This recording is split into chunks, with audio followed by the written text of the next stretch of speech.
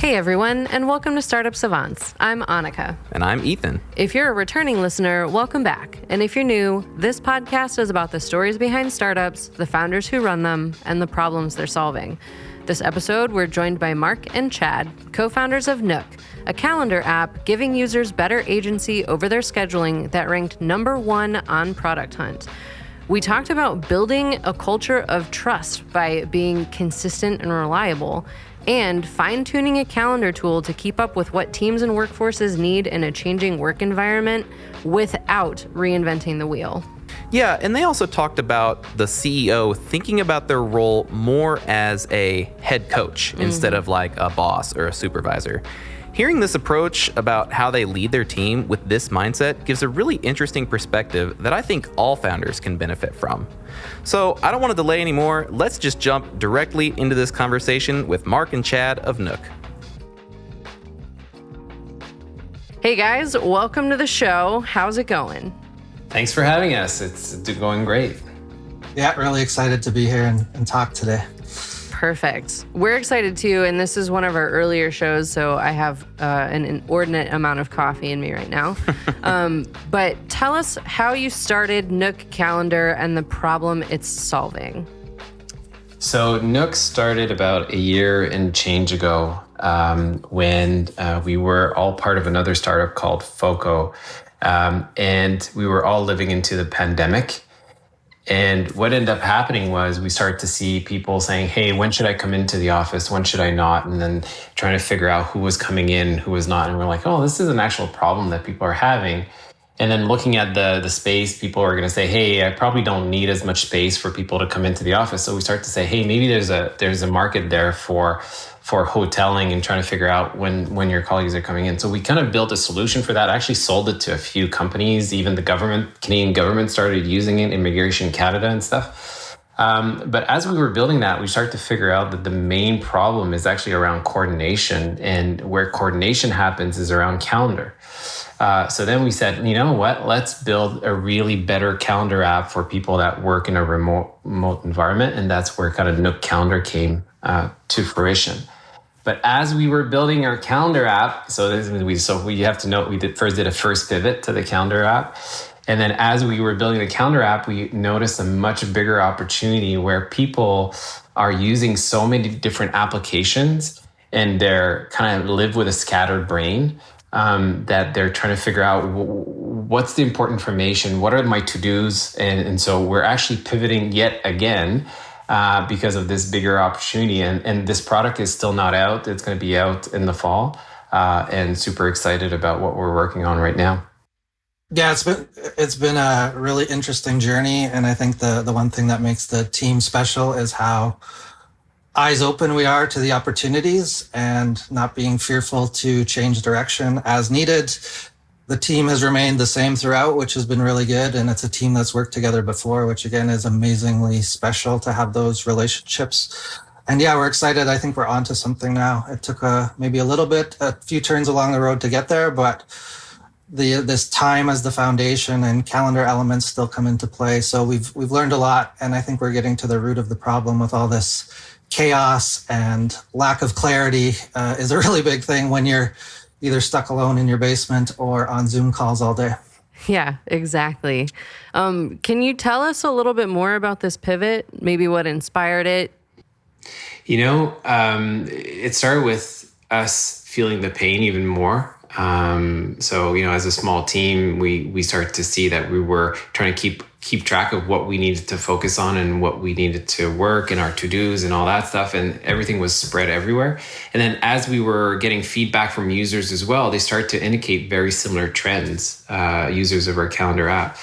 So, as a small company, you have to go for the stars, right? And sometimes you have to wonder, am I climbing up a tree to get to the star, or am I building a rocket? And we figured that maybe we were on a plane, but we needed to be on a rocket. And that's why we kind of decided to pivot towards that. Yeah, maybe a little bit of a buzzword, but ultimately daring to be great, I think, is what we're trying to do. Like we could have maybe been average or good with calendar, but I think with what we're doing today, we have potential to be really great and solve a problem that people are going to experience more and more as this new remote work continues to, I guess, thrive. Yeah, it's, I was very excited reading about you guys and your company and like, oh yeah, no, this is actually really, really useful. Can you tell us how you got to the point of choosing to start a startup together? And did you both always want to be entrepreneurs? I'll let Chad go first on that one. Yeah. So Marc and I have known each other. This might be a longer answer too. So Marc and I have known each other for 20 years. He's always sort of been a mentor to me. When I first came out of school, one of the first jobs that I had was at a smaller startup. Marc was there in a leadership role, and I ended up reporting to him. For whatever reason, he sort of eyed in on me and guided me. But I think Marc's a natural leader. Like that, being the head coach at Nook is not just wordplay. He's really a leader and a guider. And I think that's really important. So we worked together for a while, gave me a lot of guidance on not only how to, guide my own career and maybe look into these roles in the future, but also sort of what to avoid. And that startup got acquired. We went our separate ways, always kept in touch. I found myself eventually getting more into the product management role. Like I said, I really wanted to do. That was always my goal. And then over time, eventually the stars aligned again. I was unhappy at a current job at a larger company, really missed the startup environment, the smaller team, the get things done attitude. All that was really important to me. I realized over time, I had kind of forgotten how important it was until I was back in that environment. And the stars aligned, and that's really what it came down to. Marc reached out to me. I saw the posting for the startup that he was at with FOCO, really liked what they saw. We connected, happened within a few days, and rejoined each other there in a product management role. And then, like Marc said, as we were sort of going through the pandemic, all these new problems started to appear or surface. And the entrepreneur and Marc and the product guy and myself saw an opportunity and assembled a really good team of people to join us. And I think that was ultimately what made the moment right. It was timing and people, sort of driven by the pandemic, I suppose, but probably would have happened anyways based on the type of guy Marc is. All right, so I owe you $20 for every time you said my name, Chad. So you're really milking it right now. But ultimately, the way I like to look at things, and other entrepreneurs, they say you have to fall in love with the problem and stuff. Like I actually fall in love with the people that I work with, and I'm often asked, like from young graduate, like what job should I take between A and B, and I'm like, one does this and the other one I'm going to be doing this. And I'm like, actually, who are you going to be working with? That's the real question, right? It's figuring out your core team that you want to start something with, or your team that you're going to be interacting with, because ultimately that's what makes you happy. That's what makes you drive to work more, or to strive to do really great things. And so to me, the question has always been, who do I want to work with? And through my career, I've always tried to find these people that I want to connect with. And at a certain point in time, the stars align, and then you just find a way to keep on working together. So I'm pretty excited. Like Chad and I have known each other now for about 15 years. We didn't work together for 15 years, but we've known each other for 15 years, and he's always been someone that it's 20, Marc. 20. We're in 2022 now. Yeah, time really flies when you're having fun. Yeah. So okay. Thanks, Chad. So now you owe me $20. But yeah. So you have these people that that you'll end up working together, and Chad was definitely one of them, and so are the other co-founders of Nook as well. All right, now that I know that you guys have a bet going on, I'm going to do absolutely everything I can to get you back to break even. All right, thank you. All right, I want to jump back to the very basics. So Nook Calendar. I have 2 calendar apps on my phone, and I think one of them came on it, and the other one I'm just like doused in the ecosystem. So what is Nook Calendar, and like how is it different from the Apple Cal, the Google Calendar? What are we playing with here? So the calendar app itself, how it's different is really around how you communicate and you interact with your close people that you work with the most. So, when you think about your organization, whether you're a small organization or a large organization, you may be working mainly with 10, 15 people at most. And what we focused on when we were building Nook Calendar was how do you increase or how do you make those interactions with these 10, 15 people better? Whether it's knowing where they're working from, whether it's making it easier to schedule meetings with them, whether it's easier to share your status of what you're working on. So those are things that I think are rooted in the calendar, and that's what I think makes our calendar app much different. So it's really focused on the people that you want to interact with the most, and how do you interact and how do you coordinate stuff with them. Yeah, and I think a big part of that, the calendar has sort of been slow to evolve. Like, I think it sort of was set and hasn't changed too much. And on that scheduling piece, that's a really important component, especially when everyone's remote. It's easy to meet, but it's also too easy to meet at times. So everyone's schedules are really full and complex.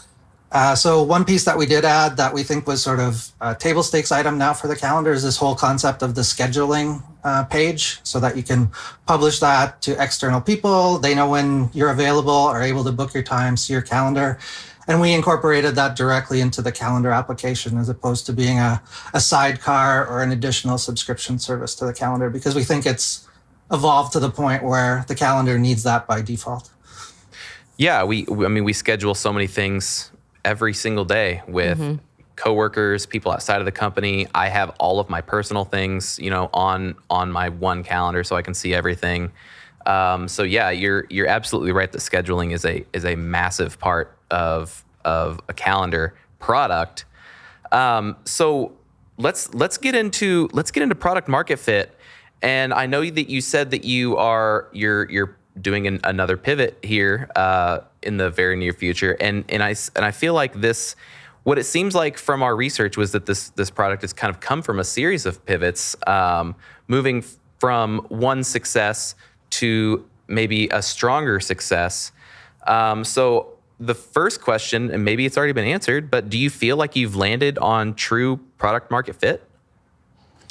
So when you think about the calendar, so visualize your calendar in your head here. So you've got the grid, right?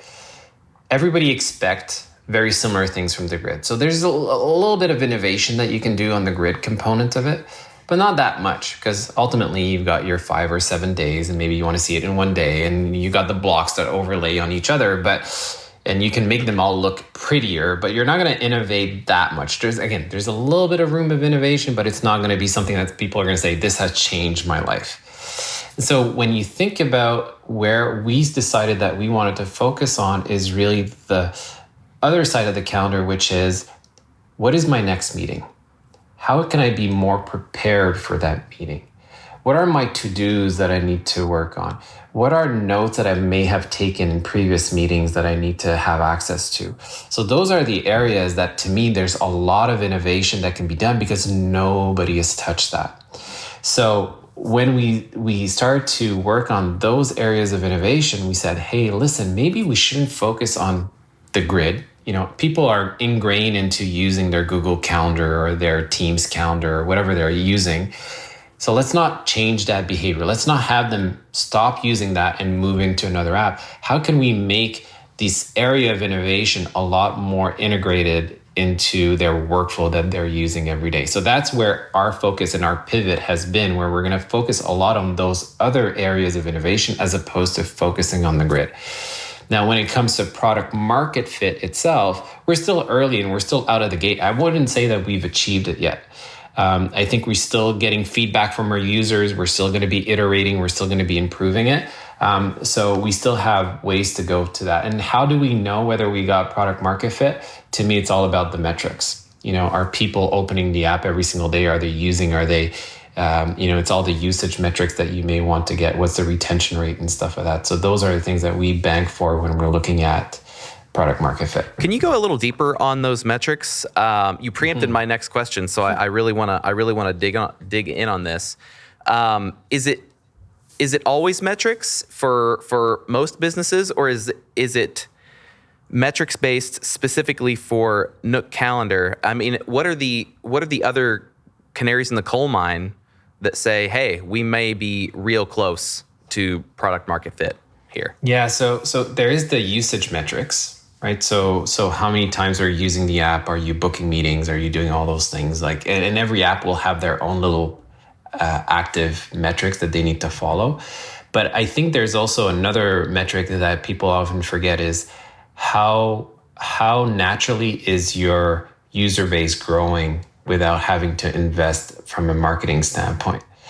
And if you're seeing that there's word of mouth or there's some virality component to it where your user base is growing, your daily active users are growing naturally without you having to invest in marketing, then you know you're hitting product market fit.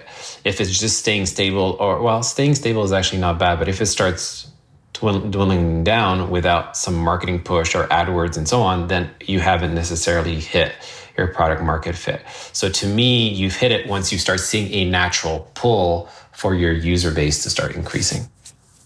So a nice pull over a push. Yeah. Always nice and simple. So you guys have done several pivots, and we're going to talk about one specifically a little bit later, but can you tell us, are pivots inherently painful, or is there a way to architect them correctly where they're either A, not painful, or B, they you can get your user base excited to move forward with you. You always hear those legacy users that are like, I use this one feature and now you're going to get rid of my feature, and it's like, well, you are the only one who uses that feature. So how do you properly move through a pivot? You want to take that one, Chad? Sure, I'll start. I think the first challenge is actually internally getting over that mental fear of making the decision to do it. Like, that's a big decision internally, considering users, of course, but also the internal mindset, the shift. Takes a lot of consideration and a lot of thought and a lot of confidence to do that. And I think that's really important to make the decision, but also then start to do it very swiftly, at least internally. And that's part of the pivot process, I think, is to make up your mind. Don't waver on it, because that becomes completely chaos if you start to do all these little second guesses along the way. And that's a big part of it. And and in terms of product, there's always going to be some fallout from it. What we're hoping we're doing, though, is we're actually taking the best of breed from what we've learned and transitioning it into the new product. And that's really what the focus is. As you know, we've listened to a lot of users. Feedback is key. We know what the majority or the larger pain problem is, and we think that everyone will see that when presented with the solution. And that's really what we're trying to do. We know we're not going to make everyone happy, but we do want to solve a real problem. And I think usability and functionality, but also solving the right problem, are important. And I think people naturally understand that. They realize where the value in the solution lies, if it can make their days easier and more efficient, and ultimately are accepting of that, even if it means maybe losing a few minor features along the way. But something with a calendar is pretty interesting. Like Marc said, you have this calendar grid that's pretty standard or de facto. What we want to be is something that lives alongside that. So at the end of the day, if we continue to add supplemental value to the calendar or to your work, that's really what we're at. And we believe people see that, and the pain point is pretty low. So it's exciting. It's not all fun, but it's definitely leads to a better solution for everyone in the long run. Right. I like to think of pivots as, so I'm a strong believer in sunk cost. And sunk cost is you always make the best decision for the future, independent of the investment you made in the past. And I always tell my wife that is like, hey, I believe in sunk costs. So that I'm with you because I think you're the best partner for me for the future, not because I've spent the last 20 years with you, right? And she never likes my answer to that. But the point is, and that's when we look at companies and our strategy and our products and all that, we always figure out what is the best investment for us for the future. And that's where pivot kind of comes in. And so that also allows us to make these transitions super quick. So when you decide, hey, this is probably the best bet for us in the future, you just turn the ship super quick around. And, we're not the Titanic. That's the whole benefit of being a startup. So when you switch, yeah, it might be painful for some people, but that's where we believe the future is, and you just do it. So your original company was called Get Working, which is a good name. Yeah. And in the pivot that changed you to Nook, obviously you decided on a massive rebrand, new name, new everything. What was it that led you to make the decision to change not only the product offering but the name and essentially everything that went with it? Chad, do you remember? For me, it was a lot of it was linguistics. Get Working was offered to, we're in Canada, so we have to support both English and French, at least for that product we did. And language became an issue, obviously a very English name, but also doesn't really roll off the tongue like Nook does. We find that Nook is very much a memorable name, and the branding that came along with it really helped as well. Get Working. Yeah, and I had a co-founder in a previous company that believed that if you have a lot of O's in your name, you're going to be successful, because if you think of Facebook and Google and all that stuff. So we figure we go down the same train and call ourselves Nook that had a lot of O's, because Get Working has like just one O, and it's not good enough. Yeah, why not?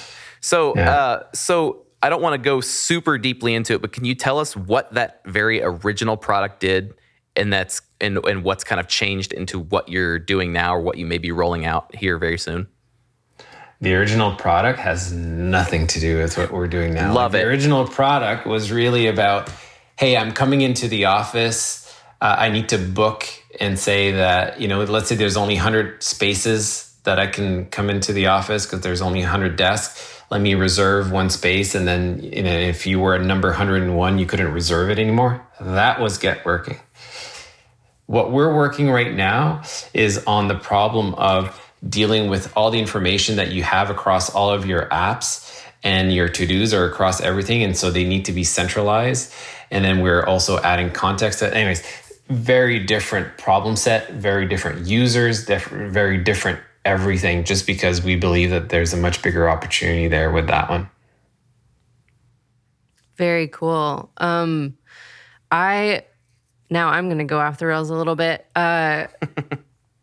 So the user experience of a calendar, most users, they know how to use a calendar. There have been many that have come before. Mm-hmm. How do you build a user experience for what you want to do without completely derailing what a calendar app does? Yeah, it's a fine balance, eh?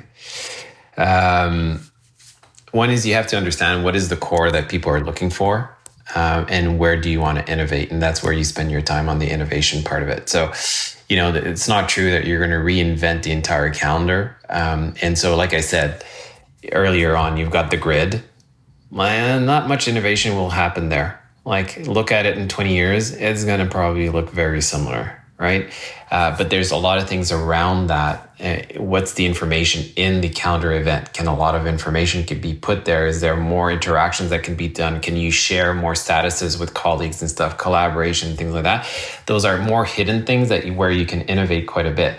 But the grid, don't spend a lot of time, because that's what visually people see, and won't change. So that's kind of where we decided to kind of strike the balance between the areas of innovation and where you can change things quite a bit, to the areas that you cannot change things.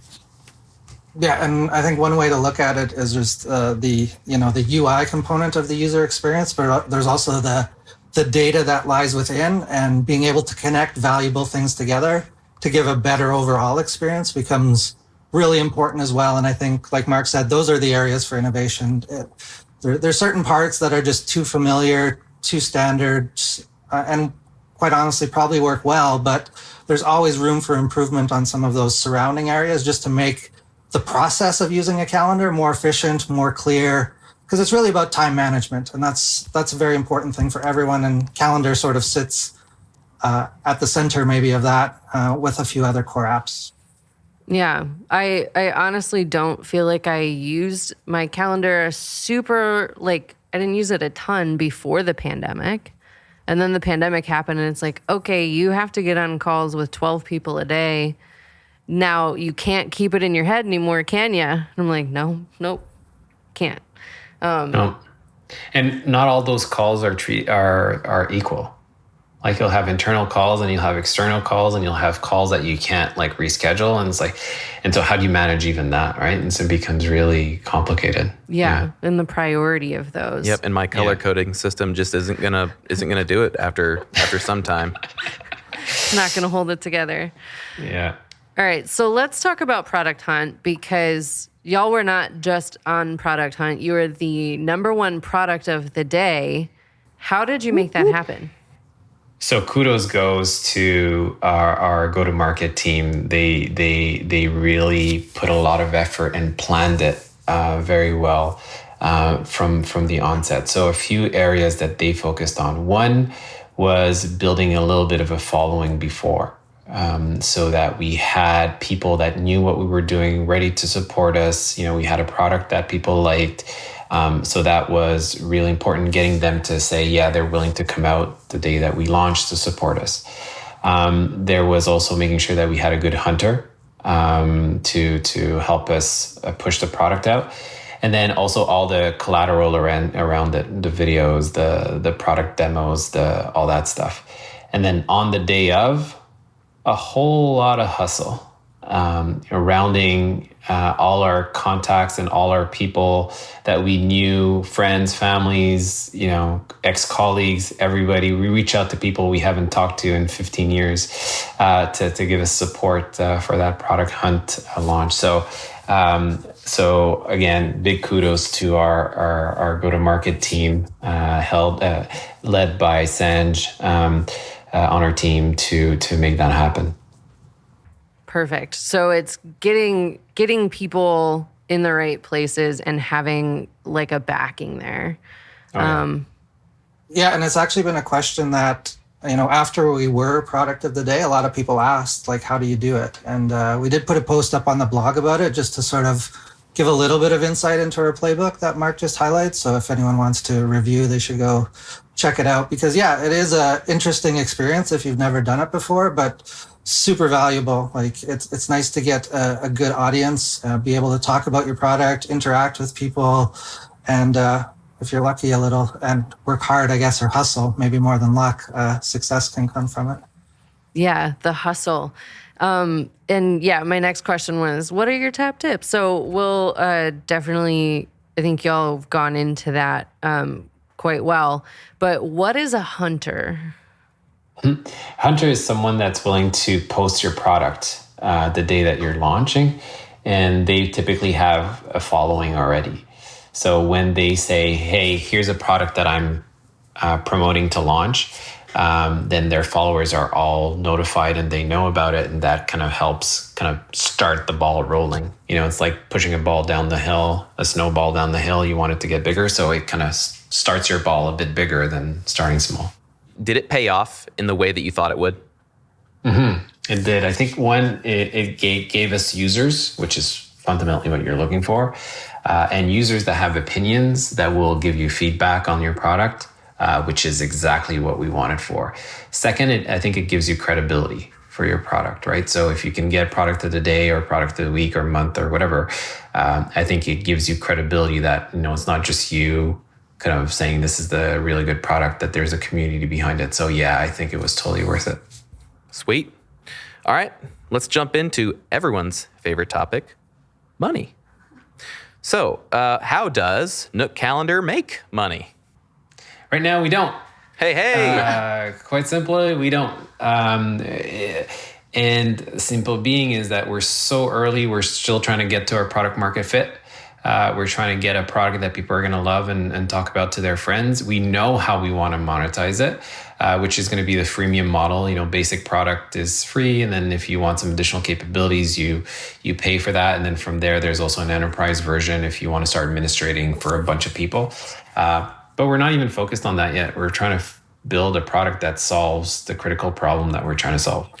So I would normally ask if you were getting a lot of pressure from investors in this case, just because we're seeing this kind of market downturn, and I would assume that in a situation with VCs, they would say, "Hey, you need to figure out sustainability like yesterday." But I'm not going to ask that because we're going to move in. But it is a good question to ask, because it's about aligning your strategy with the right investors. Some investors are all about, let me show me your proof points in terms of revenues. Other may have other priorities. And so if as a company, getting revenue right now is not the right thing for your business, get investors that believe in your strategy, or else you're just going to have conflicts all the time. My previous business that I eventually sold to BlackBerry a decade ago was also in the calendar scheduling space, which was the Tungle Me business that we talked about earlier. When I was doing my Series A, we weren't about making revenue. We were about building our user base. And so I did speak to a lot of investors, and a lot of them, they were like, okay, well, what's your revenue model? And if they didn't understand the reason why we weren't looking at making revenue, they weren't the right fit. And so we didn't even pursue them. We ended up finding the right investors for the business, and that makes it all better in the long term. So aligning your strategy with the investors is super important, in my opinion. So let's talk about your investors. You've raised $1.5 million from a friends and family round. That's it's a pretty hefty amount for given the source. How did you, so again, maybe you've already answered this question. How did you come to the conclusion that using the friends and family was the best path for Nook? For the time being, to me, I also believe that you shouldn't raise more than where you're at, because or else it causes problems in the future. So we were, and we still are, pre-product market fit. If I go to a VC right now, and by the way, there is a VC that's part of the friends and family round because they've invested in previous companies, but they understand that it's a friends and family round. So, but if you go to do a real seed round or A round, there's certain expectation of where your business is. And we're not there yet. And so that's why we said, listen, let's do a friends and family round, because we had friends and family that actually wanted to participate into the business and be part of the journey with us. So we did a friends and family round at a good valuation, and a good valuation for the investors and for us as well. But knowing that there would be future rounds in the future. So because of the stage where we were, which is pre-product market fit, pre-revenue, it didn't make sense to go raise more money, even though I think we would have been able to, especially a year ago. Maybe not now, but a year ago. So you've mentioned the future like 3 or 4 times. Tell us about the future. What is is there a point when you're going to go get VC money, or is there a point when you turn up the revenue so much that you're profitable and you don't need it? What's the goal? What's the plan? So to me, and Chad, I want you to chime in because, it's always good to get your perspective on this as well. But, my point is we want to build this to be as big as possible, but we wanted to build it on solid fundamental, like financial fundamentals for the business. So I think it's important for us to start figuring out how we're going to generate some money, have some proof points there. But if we can figure that out and build it, then raising the funds to exponentially grow is definitely in the cards for us. So my take is it's a bit of both, right? So we need to prove our business model. We need to prove that we can get to break even or show high growth, even if we don't raise. But then raising the money is to bring us to a whole other level. Yeah, I agree. I think a lot of it becomes at the stage we're at right now, where we are looking for product market fit, building a product that we think adds value. Once we've built a product that provides value, the rest ideally falls into place, and we decide our pricing model, our go-to-market approach, and those type of things. But the stage we're at right now is really about, we're kind of walking into the fog a little bit. We know where we want to go. We think we know where the road will lead. We've been down this path before. And it's really just a matter of executing it. And I think when you've walked the path before, a little bit of understanding, a little bit of historical information, key metrics along the way, and also to be able to know if the path is going where you think it will go based on that is really important. Because we do obviously want to turn this into a profitable business. But before we do any of that, we need to ensure that we are building a product that offers value, because that's the cornerstone of it all. And that's literally the phase we're at exactly this moment, is to start turning that out for people. Well, it sounds like you've got the team and the wherewithal to push yourself in that direction and keep moving forward. I'm excited for y'all. So whenever you get that next big round of funding because you found product market fit, give us a call and we'll have you back on and we'll explore how that worked out. Awesome. But let's pivot just a little bit and talk about team. In the company profile, you can find that on startupsavant.com. You said that you need to have a strong mentor and a team without an ego. What does that mean? Chad, yours. For me, yeah, that was me. For me, that really means combining the right people. It can't just be a bunch of people who you work well with. I think you need someone who's maybe a little more experienced, has got and can give a little more guidance and is willing to teach.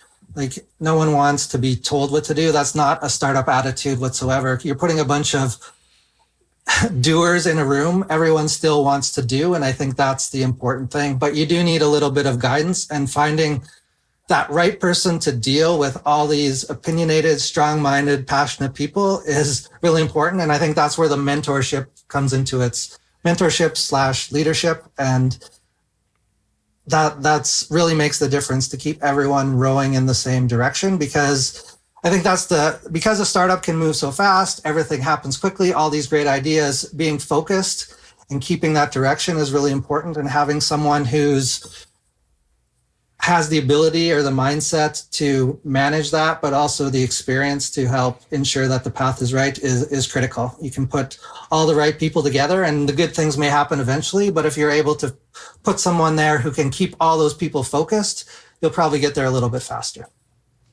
And on the ego side of things, let's face it, as an entrepreneur, you have a big ego because you basically think you can do something better than someone else. And so that's why you put your hat in the ring.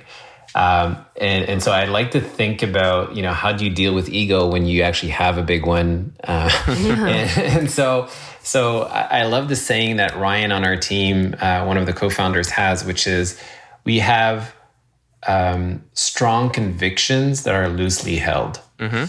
So you got to really believe into what you're doing, but you got to also know that you can be wrong and change your mind. And so that's kind of the balance that's really hard, right? Having those strong convictions that are loosely held. And that's, I think, is what sets our team to a path where we're not afraid to challenge each other and to be challenged and to change our mind. So it takes a lot of trust to do that as well. It does. And I think that has to be the strongest bond between the people, right? And when there is this lack of trust, I call it the bozo chip on someone's shoulder, then it doesn't work, right? And so that's where you have to either work it out or part ways, because no trust, no company. All right, audience, I know you can't hear me shaking my head, but it's about to fall off my shoulders just with the amount of agreement I'm sitting here with. So all that stuff being said, how does any of that, you've got this super strong head coach and you're looking for people you can trust and people that can maybe not have no ego, but can work around their egos. How does this influence the process of hiring and who the people are that you hire? Go ahead, Jeff. Yeah, I think it really relies a lot on previous relationships. Like, the majority of the team today have all worked together previously, and that's inherently implies trust. If I've worked with you before and I've liked you enough to work with you again, that's a big deal. And when someone new comes in, and it's not exclusive, like, we're not a garden wall community by any means.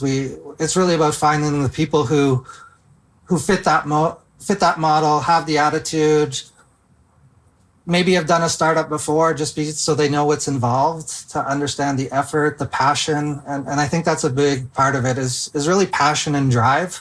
Skills can be learned along the way, but if you're not of the mindset to be able to come in and, like, I really want to build something great, I want to be part of this team, basically, with a good head coach, like you said, but there's also good teammates around you who you can learn from. And I think that's what differentiates people, looking for curious minds, learners who just want to do things and build a cool product. And it's interesting because when you look at building your team, it's not because you worked with someone in the past and you had, let's say, another success that they're the right fit for the new venture that you're working on. Because everybody's at a different stage in their life, different stage in their career, and it may not be what you're looking for or what the company needs or what the startup needs at this point in time. So that's one thing that's so super important to kind of look into. The other thing when it comes to bringing in new blood that you've never worked with before, I don't have the best hit rate of finding always the right people. Like, honestly, like we hire people and then you realize they're not the right ones. And because it's hard during an interview. It's like, everybody knows these canned answers. Like just do one YouTube and you'll know what to answer for every single question that people will throw at you. Yeah. And if you ask for references, honestly, who's going to give a bad reference, right? It's like, so the really only way that, and it may be a good fit for another company, but it may not be for you. Like, and so the only way to really figure it out, other than some little cues from a culture fit standpoint, and knowledge, but is really to work with the person. That's really when if there's a good fit with the company. Once you start working, you can assess that really quickly though. And this is one thing that, through the different companies that I've had, which we've tried to really stay through, is that we will hire pretty fast someone if we think it's the right fit, but we will fire fast too. All right. So it's like within 2 weeks, 3 weeks, if it's the right person, right? It doesn't take 3 months. Like, honestly, it takes 2-3 weeks, whether it's the right person. And if it is, you do everything to keep them forever. Yep. And if it's not, then you part ways and it's all right? You just made a bad hire and then you learn from that and then you try to readjust. But yeah, so I don't know. I don't think there is a strong process when it comes to hiring. The McKinseys and the Googles all say they have this great process of doing stuff. I think at the end of the day, you get people in the seat and you see how they fare. Yeah, I do think the startup employee is built a little differently. Totally. At least from the coworkers that I have now. It's like, yeah, you're a little bit nuts, aren't you? Yeah, they gotta be. Yeah, you really do. And I want to come back to the point that you talked about where trust is involved between the leadership and, I don't know, the employees. It just sounds so kind of dismissive to say that. Yes, thank you.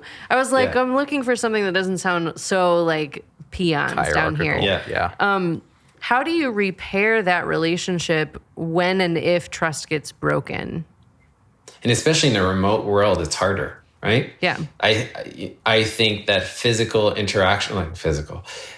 in-person interactions with people are probably very important. So, and being in an environment that you can be super raw in how you're talking about stuff, and not be politically correct. I think there's over politically correctness and say, I don't like it when you do this and it sucks and and saying write it and then having people accept that, I think is key to repairing that trust. Other than that, I don't know. I don't know, Chad, if you got some other ideas, but to me, it's just about being real. Consistency is, the big part of it. Like if you've done right by people, the trust, the honesty, fulfilling your commitments, all these things that you were brought in to do and contributing to the team consistently. And if you have a bad day or something happens that somehow dissolves that trust, I think there's that reliance on the consistency, the relationship. And part of, being at a startup is the fact that, you have to be open and able to deal with change and understand and move on quickly. And that's not just in terms of like developing things, that's also in terms of relationships and people. It's a general attitude, I think, and that translates to people relationships as well. And if you've set this baseline of being very raw and honest with people from the very beginning, it addresses issues sometimes before they can manifest themselves into greater problems. And I think that plays a large part of it, to have a personality set within the organization where you feel like you can say anything to anyone at any time.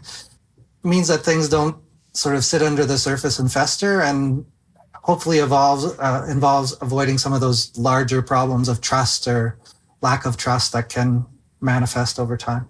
Yeah. I love the kind of preemptive strike of being consistently reliable, consistently honest, consistently available. and consistently not gonna like yell or scream at someone who's coming at you with something. Those are all huge pieces, at least to me. And like, okay, yes, I do want to work there because I know that these guys are going to be receptive to my needs and my thoughts as a team member. Is that word coming back around? Yeah, and I think the one thing to highlight is like a lot of it is decision based, right? That's part of startup life, is making decisions. And I think at any point in time, your decision is made with the information you have. And it may have been the right decision at the time, and now it may be the wrong decision. And that sometimes it's easy to point fingers or lay blame. But I think if you're going in with the attitude of that decision was made with the proper data at the proper time, it's much easier to move on, because I think that's where a lot of like trust issues come in. You start to blame people. Oh, that was a terrible decision. And it's like, you're right, but it was the decision I made with the data I had at the time. Let's fix it. Let's move on. And it's over. Very good. And now I believe I read something from both of you talking about delegating and working with people that know more than you. Yes. As leaders, how do you shift your mindset towards delegation rather than just wanting to do it all yourself? That's why I like to think of it as being the head coach, right? Like, I'm no Michael Jordan. You know, I can't do what he does on the court, and same thing with my team members. Like, they're better at what they're doing. I have certain skill sets that I can bring, but to me is recognizing that I can't play all the stuff, and I'm not the best person to play all the positions. And so having the right people to play the positions that they're in, and to challenge me in what I'm doing, is to me how you build an all-star team. And that's what we're trying to do. Yeah, and I think I heard this saying somewhere: if you want to go fast, go alone, but if you want to go far, go together. And I think we're in this to go far. And a lot of it is getting the right skill set. Like, if there's a group of people and everyone's going to be very specialized, like you can't know everything about everything. And being self-aware enough to know where your strengths are and maybe where your weaknesses are, or where you're in the middle, is really important, because then you can focus on the things that you're really good at. And if you have people who can do the things that they're also really good at, that's important. And that doesn't mean that you're not capable of doing something, but it's also important to realize that this person can do it faster, better, and that's okay. And when it comes to like more fresh out of school individuals, they may not know what they're best at and good at, is giving them the opportunity to navigate through that. And giving them guidance as hey, I've noticed that you're probably really naturally inclined to do these type of things. Did you ever think of this other role that could be really good for you? And helping them find their X spot, you know, the spot where they're the most performant. So yeah, good answers. All right. So, gentlemen, what's next for Nook Calendar? So as we mentioned earlier, we've pivoted into what we'll call just Nook for now, which is a way for people to centralize their notes and their action items into one central place, because we know they're using so many different apps. They're using apps like Slack, they're using Teams, they're using email, they're using calendars, they're using all this stuff, and all these stuffs are telling them stuff that they need to know and stuff that they need to do. But what we're then doing is taking those notes that you're kind of putting into our system, and then putting more context around it. So I'll give you an example of kind of a perfect use case. We're about to have this podcast together. We've had some email exchanges before. We've had some other calls. We've had some stuff. You may have taken some notes. Your notes may be in Notion. Your notes may be on a Google Doc. Our calls, our link to this thing is all spread. Just before the meeting, you'll have in our application a beautiful join now button. You're joining it, but as you're doing that, it brings you all your context related to the call that we're about to having. So if you shared some Google Docs between yourselves, if you shared emails with us, you would have it all there in context for you to then be able to use while you're having that conversation. Then you can take your own notes of it, and those notes are then available for you to see in future times. So that's really what we're building right now with Nook. That sounds really powerful. Does all that happen automatically, or do I need to manually add things to this conversation as it moves forward? That's the magic. If we can do our job right, it's going to be done automatic for you, right? And that takes a lot of work and iteration to get it right. But yeah, it's supposed to be magical for you. All right. I believe. I may be a Nook believer. I'm going to download it on my phone today. So if you want to join our wait list... Oh, I'm not going to download it on my phone today. I'm going to get on the wait list today. You can go to getnook.app, and then you can put in your email there to join our wait list. Super excited. I'm especially, I need more efficiency in my life, so this is going to do it. What is the biggest roadblock you've had to overcome while launching and scaling your startup? I think our biggest roadblock, so I'll talk for me, and I'll let Chad kind of chime in, because maybe for him it's different. But for me, the biggest roadblock is you're so eager to get something out, and sometimes you want to market it a lot more than what it's ready. And so being patient to really go through the steps and the iterations that you need to build something that people are going to want, and not to precede that, because we're all eager to get something out and we want people to use it, and so pacing myself to make sure that we are at the right step at the right time. Yeah, I support that statement. I think having a metered approach to things is very challenging. Like, you feel like you're there and maybe you're not as there as you think you are. A lot of what we're doing is very much user interaction driven. So a lot of UI and UX iterations, where this metered approach is really important, because you do need that feedback to go to the next step, next set of users, next cohorts, build out that functionality. And I think, the patience that comes along with that, and being able to deliver quickly, but also set very specific targets along the way becomes very important, as opposed to boiling the ocean, common statement. You really need to go in and focus on core deliverables that help achieve that end goal. So the idea is, you're climbing a ladder and you don't want the steps to be too close together or too far apart, but you ultimately, as long as you're moving up at a pace that the organization is comfortable with, you're on the right track. So I think trying to overstep or understep are the biggest risks and potential challenges that people can get caught up in. And we try to avoid, but it's never perfect. It's hard. Yeah, and getting those landmarks kind of set is hard, especially like you have iteration 1 as a soapbox derby car and iteration 2 is the Lamborghini. And it's like, okay, but how? Yeah. How do I actually get there? Step by step. Yes, exactly. Yeah. What is your number one piece of advice for aspiring entrepreneurs? Go ahead, Chad, and I'll go next. For me, based on where I'm at in my life cycle, very much a personal insight is it's never too late. Like, if you're you've gone your whole career at various startups, either as an employee, going through big companies, but ultimately, if you have a passion for it and you feel you have the right team, the right people to work with, do it. It's fun. You'll learn a lot. If nothing else, if it fails horribly, you'll learn more than you've ever learned before. So go for it. And if it's not the thing for you, there's always other opportunities. Like, it'll happen, especially if you're the type who's considering going into a startup on your own. You're probably the type who's going to be able to find employment elsewhere if it comes to that. And then for me, the advice I would do, one is, we've talked about it earlier, is first focus on the people, then the what.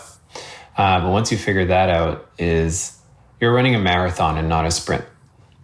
And so taking care of yourself, sleeping is important. It's probably the most important thing, because it keeps your head straight, keeps you more productive. People talk about work-life balance, whatever. But to me, it's about making sure you're in a good headspace. And you're going to work long hours, but if you're enjoying what you're doing and you like the people with it, you won't feel it. But also take time to do the stuff that are outside of that. Spending time with your family, sleeping, eating well, exercising, doing those things, super important as an entrepreneur. All right, Marc, Chad, thank you so very much for your insights. This has been a lot of fun. You guys are, you can tell that you guys are in sync just in the way that you communicate with each other. It's really great. You've got one more person on your wait list as of 2 minutes ago, and I'm sure that once this episode goes out, you're going to get a ton more. So besides signing up for that wait list on getnook.app, how can our listeners support Nook? Well, once you start using our application, is giving us the raw feedback that you will have, whether it's great, whether it's bad. Actually, we prefer the bad, so that's how we get better. But yeah, giving us raw feedback on the application itself. And then in the meantime, if you can see what type of application we can build, go ahead and download Nook Calendar. It's available in the app stores, both Google Play Store and the Apple App Store. And it's also, you can get it for your desktop on Macs. So, get Nook Calendar as well, just to get a feel for what we can build and the team behind it. All right. Chad, anything to add? No, I agree with that. It's feedback, especially the bad. Like, we want to make this better, and we need to know the areas to improve. So if people join the waitlist, feel free to reach out to support@getnook.app as well, to mention that you heard us on the podcast, and maybe we can bump you to the top of the list as well. Hey, exclusive offer. All right, everyone. So we are going to put everything that you heard today in the show notes. That is the product hunt article. That's Get Nook, and everything else that you heard here. It'll all be right there over at startupsavant.com/podcast. But that is going to be it for this episode of the Startup Savants podcast. We appreciate you listening in.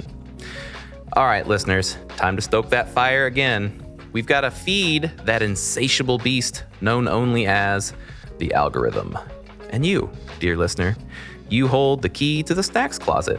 So reach on in, grab a cookie, and toss it over to us if you could. All right, I'm a little off the reservation today, but that's just my fancy-dancy way of asking you to head over to Apple Podcasts and leave a 5-star rating if you think we deserve it. We also accept Spotify if you're not listening on Apple.